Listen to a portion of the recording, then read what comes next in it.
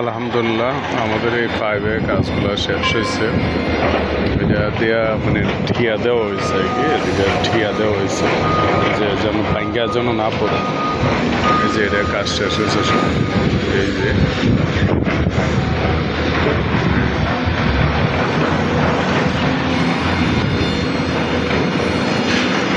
যে পাইপগুলো এটা ফিটিং করা হয়েছে,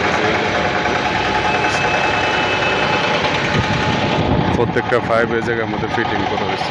এই যে মাটি উঠাইতেছে, এটা অলরেডি প্রায় বিল্ডিংয়ের দোতলার মতন মাটি করা হয়েছে, আরও করবো দোতলার মতন, চারতলার মতন মাটির নিচে করবো। যাক, দোয়া করবেন সবাই আমাদের যে কাজ যেন আগে যেতে পারি বাস আস্তে আস্তে।